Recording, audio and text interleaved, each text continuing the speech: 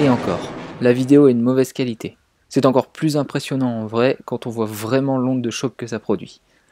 Eh bien bonjour à tous et bienvenue sur cette vidéo qui portera non pas sur le mur du son, oui ça, mais sur ça. Ça en jette moins d'un coup je sens.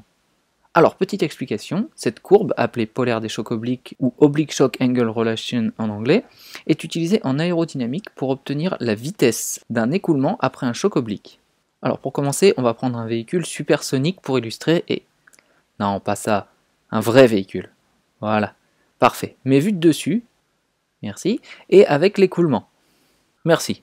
Bon, on va se focaliser sur la petite partie à l'avant ici. Alors sur cette image, on a donc le nez de l'avion, l'écoulement de l'air arrivant à une certaine vitesse m1, l'onde de choc que l'on voit ici, l'angle de déviation, donc qui est l'angle entre l'écoulement de l'air et le demi-angle au sommet du nez de l'avion, et la courbe que je vous ai montrée juste avant va nous permettre d'obtenir β, qui est l'angle de l'onde de choc. Et ensuite, à l'aide de β, on pourra obtenir la vitesse m2 derrière cette onde de choc. Pour comprendre, on va supposer que notre véhicule vole à m1 égale 3 et que l'angle de déviation est 30 degrés. On regarde quelle courbe correspond à m1 égale 3 et où est situé θ égale 30 degrés. Donc on remonte depuis θ jusque la courbe, on arrive à ce point et on en déduit β égale 53 degrés. Voilà, c'est très simple à comprendre. Donc. Maintenant que nous en savons un peu plus, penchons-nous sur la polaire. Alors quelles infos on a? Sur l'axe des X, on a θ qui est en degrés, l'axe des Y, β qui est en degrés, et chaque courbe noire correspond à une vitesse donnée. On va commencer par ça. Alors, d'après Wikipédia, la formule pour obtenir cette courbe est la suivante. Et comme on peut le voir, on voit que c'est θ qui est égal à une fonction du nombre de Mach et de β. Mais nous, on voudrait tracer β est égal à une fonction du Mach et de θ. Et donc la première chose que l'on va faire, c'est coder cette équation.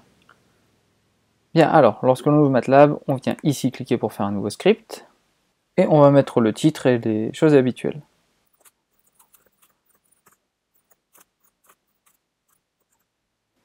Et on va sauvegarder.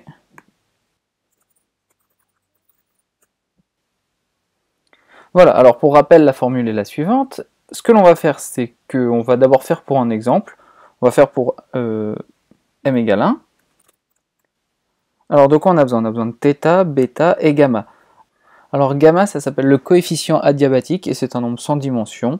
Il vaut en général 1,4 pour l'air et c'est la valeur que l'on va prendre. Et d'ailleurs, c'est celle qui a été prise dans la courbe pour la tracer.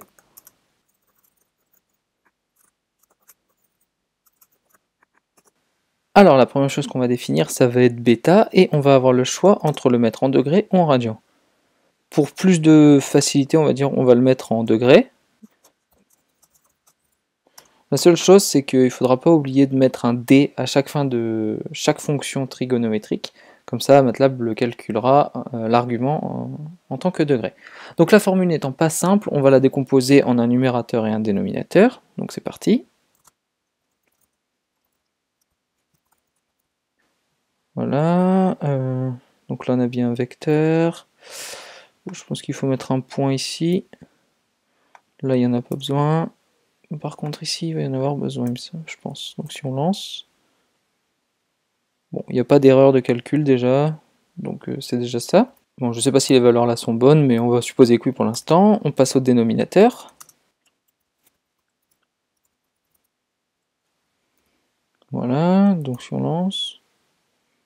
Bon, le dénominateur n'y a pas l'air d'avoir d'erreur de calcul. Donc, si on divise le numérateur par le dénominateur, ça nous donne la tangente de θ. Donc on va appeler une variable tan θ, qui sera égale au numérateur divisé par le dénominateur. Il nous retourne qu'une valeur alors qu'il devrait nous en retourner au moins 91. Oui, d'accord, c'est parce que num et den sont de la même taille. Et là, on a divisé num par dem directement. Et si on veut le diviser une par une, il faut mettre le point. Voilà. Là, on a bien 91 valeurs. Et c'est déjà mieux. Donc maintenant, puisqu'on veut obtenir θ, on va taper arc tangente degré de la variable qu'on vient de créer, c'est-à-dire de tan θ. Et si on lance, très bien. Bon voilà, donc on peut déjà commencer par tracer cette première courbe. Voilà. Ouh. Alors, en bas, c'est θ qui va de 0 à moins 90. Ah oui, d'accord, c'est parce que notre vitesse ici, m, est égale à 1. C'est pile la vitesse du son, et on voit que sur la polaire de choc, elle n'y est pas cette courbe, donc on va commencer à m égale 2. Ah, voilà, ça y ressemble un peu plus. Alors, toute la partie qui est inférieure à 0 pour θ, elle nous intéresse pas. Donc ce qu'on va faire, c'est qu'après le plot, ici, on va venir mettre axis. Alors, en abscisse, au minimum, on va mettre 0 et en maximum 50, et en ordonnée, on va mettre 0 et 90. Voilà, comme ça correspondra à celle qui est dispo sur Internet, voilà. Donc ça va bien de 0 à 50, etc. Bon, on va ajouter évidemment un titre et ce à quoi correspondent les axes, et une grille.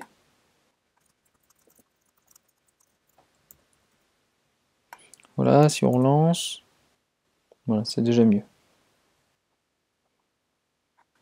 Donc là, on a obtenu une courbe contenant une seule valeur de m. Ce qui serait bien, ce serait de l'avoir pour plusieurs valeurs de m. Donc on va prendre par exemple pour m allant de 4 à 7, voilà. 4, 5, 6, 7, ça fait 4 valeurs. Si je lance ici, il va forcément me mettre une erreur, voilà. Puisque m est devenu un vecteur. Alors, pour pouvoir tracer ça, ici, tout ça, on va devoir le mettre dans une boucle for. Alors, for, on va prendre un indice, on va dire petit m, qui va de 1 jusqu'à la longueur de grand M, c'est-à-dire puisqu'on a 4 valeurs, ça va de 1 à 4, tout simplement, et le n vient ici. Alors, on va prendre ce petit m, ça va être l'indice correspondant à la valeur du mac qui va nous intéresser, c'est-à-dire l'indice de cette variable. Donc, après chaque variable grand M dans cette boucle, on va venir mettre entre parenthèses l'indice M. Voilà, donc en gros pour le code, on lui a dit donc pour petit m est égal à 1. Donc ça commence à 1. Alors le numérateur égale à ça. Voilà, ici petit m égale à 1. Donc ça fait que grand M entre parenthèses 1, donc la première valeur de grand M, qui est donc ici 4. Donc ici il va mettre 4. Et ici pareil, il va mettre 4. Donc tu effectues ce calcul pour grand M égale 4. Ensuite tu remontes, pour petit m est égal à 2. Eh bien, grand M de 2, ça va être 5, puisqu'on va de 1 en 1 jusqu'à 7. Et ici, pareil, etc. Alors, si là, je lance, voilà, là, donc, il m'affiche une seule courbe, qui est celle de grand M égale 7. S'il fait ça, c'est tout simplement parce que le plot, donc le tracé de la figure, est à l'extérieur de la courbe, de la boucle, pardon. Donc, on prend figure, on coupe, on vient coller ici, et le plot θ bêta, on vient le prendre ici, on coupe, on le met là, on met un point virgule et un hold on pour lui dire attends avant de te fermer, et là on met hold off. En gros, le hold on nous permet de laisser ce plot ouvert tant qu'il n'a pas fini la boucle. C'est-à-dire qu'il va tracer les courbes qu'on lui demande jusqu'à ce que la boucle soit terminée. Donc maintenant, si on lance, voilà. Donc on a la courbe pour grand M égale 4, 5, 6 et 7. Bon, on va garder ces valeurs-là pour grand M pour l'instant, puisque c'est celle qui... Puisque on voit que ça marche, et puis si on en met plus, ça marchera aussi. Hein, si on met grand M est égal à de 2 à 7, voilà. Il y a juste plus de courbes, ça met un petit peu plus de temps à calculer. Et vu que moi je suis en train de faire une capture vidéo, eh ben, ça m'arrange de prendre même de 5 à 7, comme ça ira encore plus vite. Alors, qu'a-t-on d'autre sur la figure? Ah, on a la courbe θ égale θ max en rouge pointillé. Bon, et bien on va la tracer. Alors pour ça, il nous faut les valeurs maximales de θ pour chacune des courbes, c'est-à-dire pour chaque valeur de m. Bon, bah, pour avoir le maximal, c'est pas très compliqué, il suffit de taper max et de mettre entre parenthèses la variable qui nous intéresse. Donc ici, ça va être le max de θ. Donc on va lancer. Voilà, donc on est à la courbe de max 5, 6 et 7. Et la valeur maximale de θ pour max 5, c'est 41,1118. Pour mac égale 6, c'est ça. Et pour mac égale 7, c'est 43,254. Bon, parce que ça, c'est pas très compliqué. Ce que l'on va chercher à faire maintenant, c'est trouver dans la variable θ pour quelle valeur on a ce maximum, c'est-à-dire quelle est la composante qui contient cette valeur.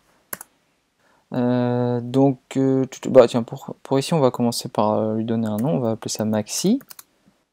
Pour trouver le numéro d'une composante dans un vecteur, il faut utiliser la fonction find. Donc on va créer une variable compo et on va mettre find. Et on va lui demander, trouve-moi quand est-ce que θ est égal à maxi. Voilà, et on va lancer. Bon, ça a l'air de marcher. Donc pour le premier, bah, il nous dit que la valeur maximale c'est 41, etc. Et c'est la 68e valeur du vecteur θ. Pour mac égale 6, il nous dit que c'est 42 et que c'est la 68e aussi. Et pour le 3, c'est pareil. Bon, ça doit être un hasard, le fait que ce soit la 68e valeur. Alors, bon, le truc, c'est que ça nous donne une valeur à la fois. Donc, on va mettre entre parenthèses ici un petit m. Et ici, pareil. Voilà, comme ça va créer des vecteurs qui vont se remplir. Oula! Ah, donc ça veut dire que ici, à maxi, il faut aussi que je lui mette un m. Sinon, forcément, ça ne peut pas aller. On relance. Ah, voilà, c'est mieux. Donc, on s'intéresse qu'au dernier, puisque c'est à la dernière boucle. Donc là, on a deux vecteurs, maxi et compo, c'est cool. Alors, ce qu'on va faire maintenant, c'est qu'on va tracer, en plus de θ et β pour chaque courbe de m, on va tracer une courbe pas en pointillé, on va pas la mettre en pointillé, nous. On va juste mettre des croix à chaque fois que on aura le θ égale le θ max. Alors pour tracer ça, on a deux choix. Soit on fait un plot directement avec juste des croix à l'endroit où il y a le θ max, soit on enregistre les valeurs de θ max et du numéro de la composante dans une matrice. Donc je pense qu'on va l'enregistrer dans une matrice, ça sera peut-être plus simple. Alors, pour tracer la courbe où θ égale θ max, on s'aperçoit que c'est des points qui appartiennent déjà à cette courbe-là. Sauf que c'est en gros des points particuliers de cette courbe-là, c'est certaines valeurs de cette courbe. Par exemple, pour θ et pour β, ce sera la 68e valeur. Pour les deux. Donc en fait, ici, si on remplit une matrice qu'on va appeler max θ, ça va être... donc si c'est une matrice, on fait ça. θ à la variable θ compo, la valeur de compo qui va être 68, donc il va prendre la 68e valeur de θ, ça sera notre θ max, et à côté, on va mettre point virgule, on viendra mettre β, entre parenthèses, compo. Alors c'est pas évident, bon, là je pense que si je lance, je vais peut-être avoir une erreur. Ah non, non, bon, c'est bien. Alors, qu'est-ce qu'on peut faire? Ah bah déjà, cette ligne-là, la maxi, on peut l'enlever. Et en gros, ce qu'il y a ici, le max θ, on va le commande X, et on va venir le mettre ici, puisque le maxi, il apparaît juste ici. Donc on peut enlever cette ligne-là, ça fait une variable en moins, on met un point virgule ici, si on lance, parfait. Alors la matrice max θ contient donc la valeur de θ max et les valeurs de β correspondantes. Ah ouais, mais le truc c'est qu'on voit que max θ en fait ici, sur la première ligne c'est toujours la même valeur, et sur la deuxième aussi, donc c'est pas vraiment ça la bonne méthode. Alors ce qu'on va faire, c'est qu'on va créer des variables intermédiaires, donc on va faire A, entre parenthèses, donc sur la première ligne, virgule 1 pour la première colonne, ça va être égal à θ compo. Oh, j'ai mis un 0, c'est une parenthèse. Et on va faire pareil pour la ligne d'en dessous, sauf qu'on va pas l'appeler A, on va l'appeler B. Et on va mettre pareil, 1,1. Voilà, et cette ligne-là, on va la mettre en commentaire. Alors, si on relance, ah, bon, bah, je pense qu'il y a une erreur de voilà, dimension mismatch. Bon, bah, on va pas mettre 1 ici, on va mettre 2 points. Ici, pareil. Si je relance, ah, c'était pas ça. Bon, Z commande Z. Ah oui, oui, pardon, c'est ici, compo de M, puisqu'on est dans la boucle, j'avais oublié. Toutes mes excuses. Voilà, là ça marche. Donc on a la matrice A qui remplit des différentes valeurs de θ max, et la matrice B des différentes valeurs de bêta pour lesquelles θ égale θ max. Alors on va essayer, parce que là il y a 3 fois 67, on va pas partir de 5, on va partir de 2. Bon, bah, ça a l'air de marcher. Hop, on va mettre un point virgule ici et un point virgule là. Et ici, après le θ bêta, on va venir mettre virgule A, virgule B. Oh bah génial, c'est ça. Bon bah ça marche. Voilà, et là, cette courbe-là, c'est θ égale θ max. Parfait. Bon, on part pas de 2 ici, on va partir de 5. Bon bah cette ligne-là, on peut la supprimer. Alors par contre, en vert comme ça, je voudrais juste essayer sur mes virgules, apostrophe, plus R. Bon voilà, il met des croix rouges à la place du trait. Bon, on s'en fout pour l'instant, on verra ça plus tard. Alors, ce qui serait bien, on va relancer la courbe une dernière fois, ça serait que par exemple ici, je vais prendre la loupe, voilà, dans cette zone, ici il y a un petit texte qui indique 5, puis ici 6, puis ici 7. Comme ça, pour chacune des courbes, on sait à quel nombre de Mach elle correspond. Alors pour ça, on va venir ici en dessous du plot, on va passer 2 lignes, on va créer une variable qu'on va appeler C, par exemple, qui va être égale en fait à la valeur du grand M. Donc on pourrait faire M de M, hein, si je lance le code. Voilà. Là on a C égale 5, 6, 7. Le problème c'est que si on regarde dans le workspace, on voit que ici, on voit que C est un double. Si je fais whose ici, voilà, C ici est un double. Et le truc c'est que MATLAB ne veut pas afficher des doubles sur un graphique directement, il faut que ce soit du texte. Alors pour ça, devant le grand M, on va mettre num2str, et entre parenthèses, on va venir mettre ça. Ça là, si je relance, ah, j'ai oublié une parenthèse, si je relance, voilà, C apparaît toujours ici, sauf que cette fois-ci, on voit que le petit logo a changé dans le workspace, c'est devenu ABC, donc C est devenu une chaîne de caractères, un string, ou ah bah char, voilà, et maintenant, il faut qu'on affiche C à un certain endroit de la courbe. Alors, on a vu dans une vidéo qu'on pouvait utiliser texte. Alors, texte, il faut lui indiquer à quel endroit on veut qu'il affiche cette variable. Donc, on va mettre d'abord A, M, B, M, virgule C. Si je lance, voilà. Bon, je vais prendre la petite loupe ici. Parfait, on voit qu'on a un 5, 6, 7 à l'endroit désiré. Hein. AM, BM, c'est les endroits de θ égale θ max, hein, c'est cette courbe. Bon, c'est pas très joli de le mettre là, alors on va décaler, par exemple, on va rester sur le 5. On va le décaler de... si je mets ici AM plus 1, ça veut dire que le 5 va passer de là à là. Donc on va mettre plus 0... 0,2 en X et un peu plus haut, 0,4 en Y. Donc on a dit AM ici, on va mettre plus 0,2. Et ici pour BM, on va mettre plus 0,4. Si je lance, et que je viens zoomer, voilà, ça a décalé un peu les valeurs.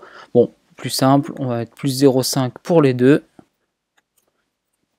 Voilà, comme ça, même si c'est un peu loin, ça reste toujours lisible.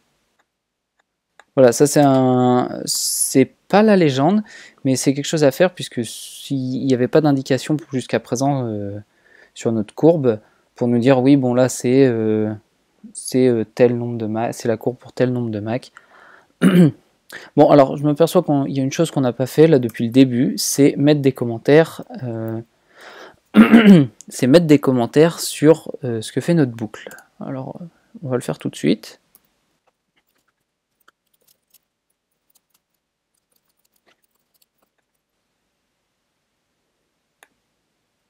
Voilà, bon, on peut sauvegarder. Voilà, bon, alors maintenant, ce qu'on peut faire, c'est que on va mettre plusieurs nombres de Mach. Alors pour cela, on va venir ici en haut, on va créer M0, qui est égal à 1,1, 2.0.1, 2 points, jusque 2. Comme ça va faire 1,1, 1,2, etc. jusque 2. On vient ici ensuite créer M1 qui va de 2,2 par patte 0,2 jusque 3. Et ensuite, on va venir ici créer point virgule, M2 égale, on va aller de 3 à, non pardon, de 3,5 par patte 0,5 jusque 7. M3 qui va aller de 8, 2 jusque 2 points jusque 14. Et puis on viendra ajouter une valeur 15. Donc le M qui est ici, on va le mettre en commentaire celui-là. Il nous servira peut-être après. On va créer un nouveau M ici qui va être égal à entre crochets. Et on a dit qu'on ajoutait la valeur 15. Et on oublie pas le point virgule. Et là on lance. Voilà. Bon, c'est pas hyper joli. On voit que, surtout sur la fin, ça devient un peu illisible pour le 12, 14, 15. Alors, ce qu'on peut faire, c'est ici la texte, virgule C. On peut ajouter des éléments pour indiquer la taille du texte et sa couleur, etc. Donc on va faire ça. Voilà, donc ici, après le C, on vient mettre virgule, apostrophe, color, apostrophe, virgule. Et là, on met une des lettres que l'on veut entre apostrophes. Par exemple, R pour rouge, G pour vert, etc. Ce qu'on peut faire, bon, je vais déjà lancer pour voir ce que ça donne. Voilà, ça met toutes les valeurs en rouge. Ce qu'on peut faire, c'est aussi ici, par exemple ici, tout en haut, on va venir mettre, par exemple, une couleur qu'on va appeler bleu, qui n'est pas le bleu de MATLAB, et entre crochets, on va venir mettre 3 nombres compris entre 0 et 255 qui correspondront au code RGB, hein, rouge, vert et bleu. Donc par exemple, si on met 1, 201, donc c'est du vert, c'est du vert, RGB, ouais c'est ça. Et ici, il faut mettre divisé par 255 pour que ces trois nombres-là soient compris entre 0 et 1. Donc on va mettre point virgule et on va mettre couleur définie. Voilà, donc elle s'appelle bleu, et ici, en fait, à la place du R, alors je sais plus si c'est entre apostrophes, on vient mettre bleu. De toute façon, on va le savoir tout de suite. Hein. Voilà. Alors oui, je suis un peu idiot, je l'ai appelé bleu alors que c'est du vert. Bon, c'est pas grave, peu importe, hein, on peut changer de nom. RGB, bon non, on va mettre 1 et 200 ici, ça sera mieux. Voilà, comme ça gardera certaines cohérences. Et ce qu'on peut faire aussi pour la taille du texte, donc on met virgule, et entre apostrophes, on vient mettre font size. Ferme l'apostrophe, virgule, et là, par exemple, on peut mettre 6. Donc on lance. Et là, c'est tout de suite écrit en beaucoup plus petit. Alors, on voit pas grand-chose. Hein. Si je zoome, bon, ça reste écrit toujours aussi petit. Bon, ça, c'est un petit problème, mais c'est pas trop grave. Voilà, bon, il y a plein d'options qu'on peut faire ici. Hein. Bon, on va pas en faire plus que ça pour l'instant. Ça, on va peut-être l'enlever, ça sert pas à grand-chose. Ce qu'on va faire aussi, c'est que en plus de texte, il y a autre chose que l'on va ajouter ici. Mais pour vous montrer ce que je veux vraiment ajouter, on va lancer le code et je vais vous montrer quelque chose sur la courbe que j'ai pas encore montré, que j'ai jamais montré en fait. Donc en haut ici, vous avez Insert et vous pouvez insérer des tas de trucs dans MATLAB et notamment ici le text arrow que j'aime bien. Voilà. Avant ça, je vais juste agrandir la figure. Et dans Insert, text arrow, voilà. Et là, je vais pouvoir venir définir un premier point. Donc ici, on va faire ici par exemple. Je vais maintenir le clic et on voit qu'il dessine une flèche. Donc je l'amène jusque la courbe verte. peu près. Je lâche, et là je peux écrire quelque chose. Donc là ce serait la courbe de θ qui est égale à θ max. Voilà. Et là donc on a inséré ce qui s'appelle un text arrow, donc un texte avec une flèche. Et on peut insérer d'autres trucs, hein, des lignes, des flèches ou du texte directement. Et plutôt que de s'embêter à l'insérer à chaque fois comme ça, on peut le faire de manière automatique dans MATLAB. Donc on ferme la figure. Et c'est ici, en dessous de texte, qu'on va venir l'insérer. Alors, c'est la fonction qui s'appelle annotation, voilà, comme une annotation, c'est cool. Donc, en premier lieu, on va choisir entre apostrophes ce qu'on veut mettre. Donc nous, on voulait mettre du text arrow, donc du texte avec une flèche. Et ensuite, on met une virgule. Il faut indiquer la position en X et la position en Y. Sauf que pour faire ça, on va le faire dans des variables séparées. On va d'abord faire X égale... on va mettre 1 et 2 pour tester. Point virgule et grand Y égale 4, 5. Voilà. On a défini X et Y. Donc ici, on vient mettre grand X, virgule, grand Y. Ensuite, on doit définir quel type de classe il va y avoir. Donc nous, ça va être une chaîne de caractères. Et ensuite, on écrit ce qu'on veut. Donc courbe de... Voilà. Donc je crois que c'est ça. Si c'est pas ça, tant pis, on corrigera. Bon, on va corriger. Alors, x and y value must be between 0 and 1. Ok. 0, 0 et 0.5. 0.4 et ici 0.5. Lance. Ouh là là là là là là là là. Bon. Alors je pense que la première position en X est un petit peu gênante. On va mettre 0.2 ici. 0.3. On relance. Tiens, là on est courbe 2. Bon, ça marche, c'est déjà mieux. Alors ce que je vais faire aussi, c'est que je vais choper ça et je vais le mettre en commentaire. Et ça, je vais le décommenter. Comme ça, les calculs iront un petit peu plus vite pour moi. Voilà.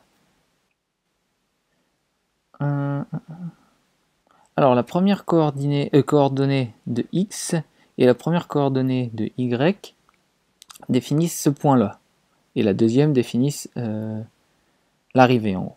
Donc là, on a le départ et là, on a l'arrivée. Donc, on voit que en θ, là, on a 50 valeurs et en bêta, on en a 80. Θ va de 0 à 50 et bêta de 0 à 90. Donc c'est normal que si je mette 0,5 ici et 0,5 là, on est environ 25 et 45 ici. Alors ce que je comprends pas, c'est pourquoi on n'a pas pile 25. Bon, mystère. Ce qui serait bien, c'est que cette flèche-là, la pointe de la flèche, arrive pile sur la courbe verte, qui est la courbe de θ égale θ max. Alors pour faire ça, bon, ce que je viens de faire ici, on peut l'annuler. Donc on va venir, je sais pas, on va prendre la loupe et on va venir ici. Voilà, ça serait bien que courbe de θ arrive ici, donc à θ égale 35 et bêta égale 65 environ. Donc ici on va venir mettre 65 et ici on va venir mettre 35. Sauf que juste après le x, puisque c'est sur l'axe des abscisses, on va mettre divisé par 50 puisqu'il y a, ça va de 0 à 50, et sur l'axe des y, on va venir mettre divisé par 90. Donc là si je lance, il y a de fortes chances pour que ça commence... Ouais, voilà. Donc que ce soit illisible aussi. On recommence. Qu'est-ce que ça fout, putain. Attends. Ah, c'est peut-être parce qu'on a mis ça ici. Axis 0, etc. Si je fais ça et que je relance... Ah bah non, c'est le même bug. Tout va bien. C'était pas ça, donc on décommente. Bon, on va mettre ici 40 et en Y, on va dire que ça va jusqu'à 20. Ah voilà, c'est déjà un peu mieux quand même. Bon, alors après avoir tenté plusieurs fois, j'ai trouvé que c'était 40, 34 et 20, 63,2 qui correspondaient à peu près. Hein, donc sur la courbe, on voit que ça va c'est long. Voilà, ça apparaît à peu près là, donc si je mets la courbe en grand, bon, ça touche la courbe. Il y a juste à mettre le texte correctement. On va pas mettre courbe 2, on va mettre autre chose. Θ égale θ max. Voilà, donc si j'agrandis. Voilà. Bon, pour faire encore mieux, on peut mettre anti/n pour passer une ligne. Oups. Ouais, finalement non. Non, finalement non. On va pas mettre anti/n. On va mettre courbe 2. Puis voilà, là, ça sera très bien. Voilà, courbe de θ égale θ max. Bon, c'est parfait. Si on veut remonter le texte, il suffit de changer la valeur en y, la valeur en y ici, ne pas mettre 20, mais de mettre plus, juste pour dire, bon là on est dans le détail qui ne sert pas forcément à grand chose. Dans le détail et dans le bug aussi, hein. Je sais pas pourquoi, mais ça fait ça. Bon, c'est pas grave, j'ai vu que ça dépassait de la courbe, donc on va pas mettre 40, on va mettre 30. Attention, quel bug on va avoir cette fois-ci? Ah bah, il n'y a pas de bug. Oh bah, tiens, je suis un peu déçu, limite. Bon, voilà. Ah oui, donc ici, on va mettre en commentaire. Voilà. Tiens, ici, un petit espace. Voilà. Bon, on peut sauvegarder. Alors, il nous reste 4 petites choses à faire. Et pour vous montrer la première, je vais d'abord relancer la courbe et vous montrer quelque chose concernant les images, enfin l'enregistrement des images. Donc là, on a notre courbe, donc on va faire File Save As. On va l'appeler polaire. Et le format, on met .eps. Donc on sauvegarde. Oui. Oui, je l'avais déjà enregistré avant. Donc elle est là. Donc si j'appuie sur enfin, si je joue la courbe, bon. Voilà, on voit qu'elle est comme ça. Maintenant, si ici, je viens dans figure 1, je chope le coin et que je fais ça, que je la rends illisible, si j'appuie sur sauvegarder, voilà, ça va la sauvegarder au même endroit, etc. Et là, si je la rouvre, voilà. Donc en fait, quand on enregistre en .eps, MATLAB garde la proportion, enfin les dimensions de l'image. Alors, ce qu'on peut faire, c'est définir par défaut, ici pour la figure, une taille appropriée. Et pour ça, ça se fait avec la commande hfigure. Donc, c'est parti. Voilà. Donc ces 3 lignes-là permettent de définir une nouvelle taille de la figure et une position. Bon, évidemment, je pense que si vous tapez help 7, vous aurez plus d'explications. Et donc, je vais vous expliquer en gros ce que l'on vient de faire. Donc, il suffit de lancer le code. Voilà. Donc, ce que je lui ai dit ici, avec ce code, ça, c'est... bon, je sais pas. Donc, ce que je lui ai dit avec le code ici, c'est de mettre une position par défaut, en gros, donc de commencer au pixel 0, 0, c'est-à-dire dans le coin ici à gauche, et de faire 900 pixels par là et 1000 par là. Donc on va changer les valeurs pour vous montrer, on va pas mettre 900, on va en mettre 100, comme ça on verra bien la différence. Voilà, 100 pixels de largeur, c'est pas beaucoup, hein. Et 1000 en hauteur, bon. Alors ce qui serait bien, c'est de trouver une taille d'image à peu près valable, hein. Si on met 1000, ça fait un carré, donc ça change rien. On va mettre 1000, 200 et 1000. Bon, ça me semble assez correct. Parmi les 4 choses qu'on doit faire, il y en a une, ça va être de bouger le texte qui est ici pour qu'il colle un peu plus à la courbe. Et pour ça, enfin, si on met la courbe en plein écran, ouais, c'est quand même mieux. Donc le mieux ici, c'est de connaître votre résolution d'écran et de la mettre là. Laissez 0,0 ici et de mettre votre résolution ici. Comme ça, ça vous donne, ça vous met l'image directement en plein écran. Même si je pense qu'il doit y avoir une fonction. Donc là, pour ces réglages-là, c'est comme vous voulez, c'est vous qui choisissez, c'est vous qui les définissez. Mais je pense qu'il doit y avoir quelque part quelque chose comme entre apostrophes full screen. La deuxième chose qu'on va faire, ça va être ici, juste après la boucle, ces deux lignes. Comme vous pouvez le voir sur la, comme on peut le voir sur la courbe, l'axe des abscisses est gradué de 5 en 5 et l'axe des ordonnées de 10 en 10. Alors on va changer ça, on va changer la graduation des axes, toujours avec la fonction set. Et là ça s'appelle GCA. Et là on va devoir écrire deux lignes.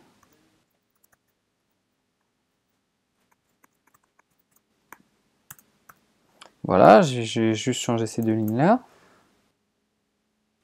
Voilà, donc ce que j'ai fait, sur la première ligne, je lui ai dit de changer le x-tick, c'est-à-dire l'échelle en gros qui est en bas sur l'axe des abscisses. Tu commences à 0 et tu vas de 2 en 2 jusqu'à 50. Et pour l'axe des ordonnées, bon, bah, tu commences à 0 et tu vas de 5 en 5 jusqu'à 90. Ça vous donne une grille un peu plus précise et ça vous donne surtout une grille personnalisée. C'est vous qui choisissez ce que vous voulez mettre. Donc ça, c'était la deuxième chose. La troisième qu'on va venir mettre tout en bas, juste après title, ça va être la sauvegarde automatique de votre image. Donc ça se fait à l'aide de la fonction print. Et ensuite ici, on vient définir le format que l'on veut. Donc moi, vu que je veux en EPS, il faut écrire DEPSC2. Voilà. Juste ici, vous pouvez taper par exemple polaire.eps. Mais si vous voulez être plus précis, vous pouvez taper directement le chemin d'accès ici. Donc moi je ne sais plus trop ce que c'est. Donc si je viens dans ce dossier-là, je fais ça. Voilà, j'ai le chemin d'accès ici. Donc je copie. Et je rajoute un slash. Voilà, comme ça viendra sauvegarder dans le dossier MATLAB qui est dans user voyevoda, documents, etc. Et ça me prendra le nom de polaire.eps. À chaque fois que je vais lancer le code, ça viendra remplacer l'image que j'aurai. Donc si je fais par exemple ici, donc on va d'abord aller voir dans le Finder, on peut fermer, polaire.eps. Voilà, elle ressemble à ça. Et maintenant, si je lance mon code, voilà, on a cette image-là. Je reviens dans le Finder. Et voilà. Comme ça enregistre vos images automatiquement. Et en plus de ça, vous avez la bonne taille. Alors ça peut être pratique pour ceux qui ont des documents en LaTeX. Oui, puisque dans LaTeX, vous pouvez spécifier le chemin d'accès à, à l'image que vous désirez. Et le fait de faire ça ici, ça permet de le mettre directement dans votre fichier TeX. Et à chaque fois que vous lancez votre code MATLAB, ça remplace l'image. Et quand vous compilez en LaTeX, ça la remplace immédiatement. Donc c'est bien, ça permet de gagner du temps. C'est qu'une ligne à écrire en plus. Donc c'est cool. La dernière chose que je voudrais vous montrer, enfin que je voudrais réussir à faire, si vous regardez bien sur l'image, on voit que pour les 10 jusque la valeur 3.5 ou 4, l'affichage est à peu près correct. Mais après, dès que ça devient 4.5, 5, 6, etc., ça devient assez illisible, je trouve. Et donc, on va essayer de mettre dans notre boucle un morceau de code pour lui dire que dès que le Mac dépasse 4.5, eh bien, le texte va venir se coller non pas à plus 0,5 en abscisse et plus 0,5 en ordonnée, comme c'est écrit ici, mais plutôt plus 0,2 et plus 0,2, comme ça toutes les valeurs vont se décaler. Bon, après avoir cherché pendant 30-40 minutes comment faire, j'ai pas trouvé. La seule combine que j'ai trouvé, ce serait de recopier la boucle qui est ici, et au lieu de mettre ici l'index de M, je mets l'index de M0, ensuite je fais pareil pour M1, M2, M3, etc. en changeant ici chacune des valeurs. Alors ce qu'on peut faire plutôt que de faire ça, c'est changer le nombre de Mac qui est ici. Plutôt que de mettre M0, M1, M2, M3 égale à ça, là je vais tout prendre et je vais tout commenter. Et j'ai défini des nombres de Mac différents ici au-dessus. Donc on les décommente. Et voilà ce que ça donne quand on lance le code. Voilà, il y a un peu plus de courbes. Et ce que je vais faire maintenant, c'est tout simplement ici, au lieu de mettre plus 0,5 en X, on n'a pas besoin d'aller aussi loin, on va mettre plus 0,1. Et pour celui-là, on va mettre plus 0,3, ce sera largement suffisant. Ici, on va venir ajouter quelque chose en plus. ça va être la taille de la police. Donc en anglais ça se dit font size. Et on va la définir comme étant assez petite, on va mettre 6. On va regarder ce que ça donne déjà. Ça fait peut-être un peu petit, et c'est pas assez haut. Donc en fait ici, plus 0,3 c'est pas assez. Et bon, on va mettre plus 0,5.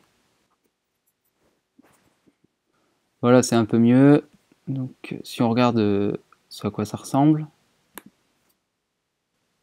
Ouais, ça va. Oui, c'est assez lisible hein, malgré tout. Malgré le fait que ce soit en tout petit comme ça, voilà, si on ouvre en plus grand, on voit que c'est quand même assez lisible. Bon, vu que les courbes et les écritures sont de la même couleur, on va changer ça et on va mettre des couleurs différentes. Attends, si je clique sur plus pour zoomer un peu. Ouais, c'est bon. Bon, la flèche là, on va la bouger, on va la mettre un petit peu plus loin, plus ici. Bon, alors on a dit qu'on bougeait un peu la flèche. Finalement, 63.5, c'était peut-être pas trop mal. Ah bah ça a l'air bien là. Si on l'ouvre. Ah ouais, c'est même pas mal. Bon, on peut laisser la courbe comme ça. Je pense que c'est pas trop mal. Alors ce qu'on va faire, c'est qu'on va mettre les courbes d'une certaine couleur, la courbe θ égale θ max d'une autre, et le nombre de Mach d'une autre aussi. Comme ça fera plus joli, ça fera une courbe arc-en-ciel. Alors la courbe de θ égale θ max, on va la mettre en rouge.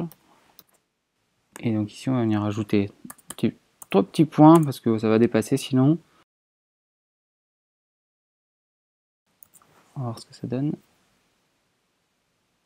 Voilà. Juste pour voir, normalement il devrait y avoir du rouge. Parfait.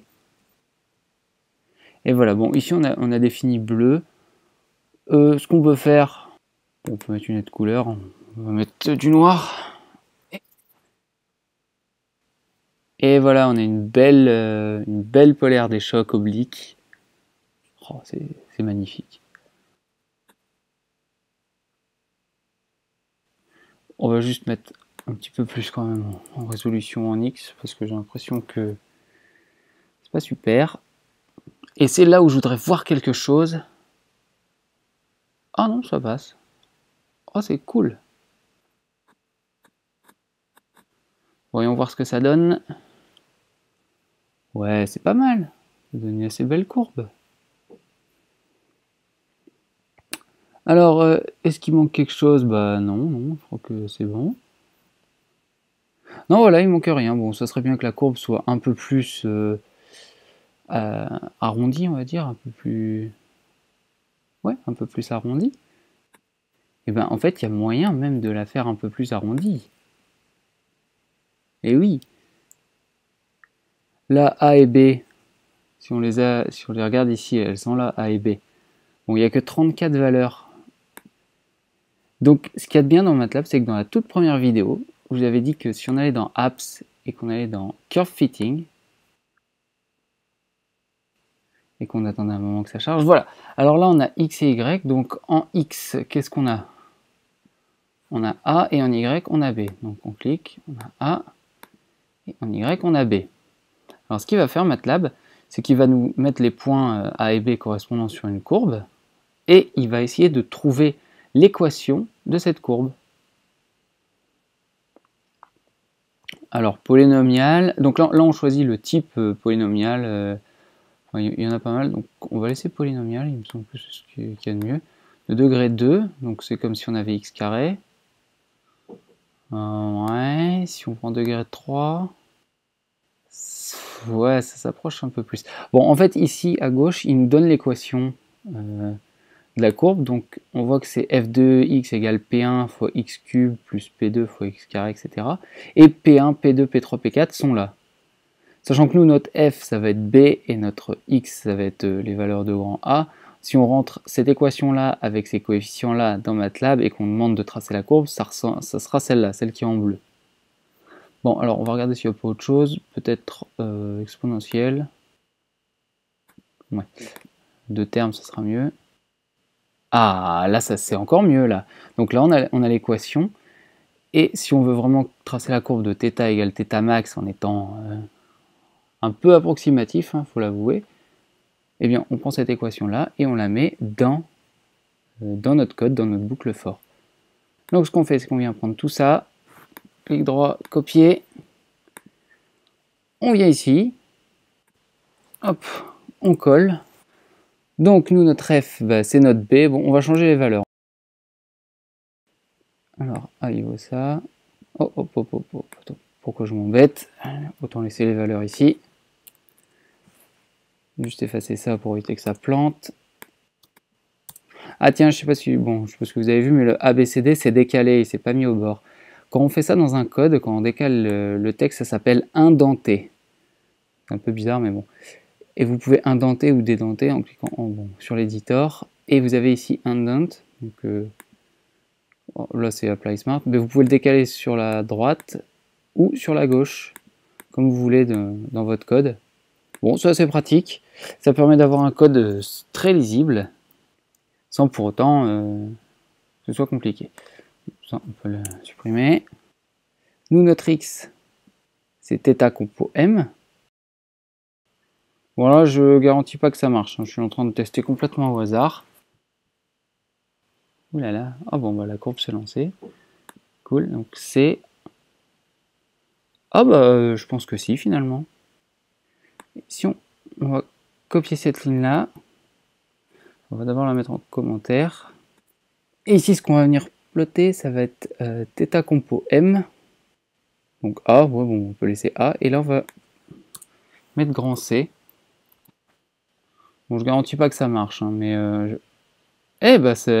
ça s'approche quand même assez de la courbe qu'on avait. C'est pas trop mal. Donc ça, c'est une courbe approximée, et l'autre, c'était la courbe réelle. Donc ça dépend ce que vous voulez avoir. Ouais, c'est pas... Oh, je pense que je vais laisser celle-là. Tiens, mais les valeurs qui sont ici, je vais juste les décaler un peu plus vers le haut. Genre la 3.2, elle est assez basse. Bon, je vais les décaler maintenant. Et puis comme ça, on en aura terminé avec cette vidéo. J'espère que ça vous aura plu, vous aura appris des choses. Alors il y a des fonctions que j'avais déjà vues auparavant et que j'avais vues étant tout seul, naturellement. Donc bon, c'est des trucs et des machins que j'ai appris en fouillant dans MATLAB. Bon, c'est pas assez apparemment, ça, il faut mettre encore plus. Non, on va mettre plus un point.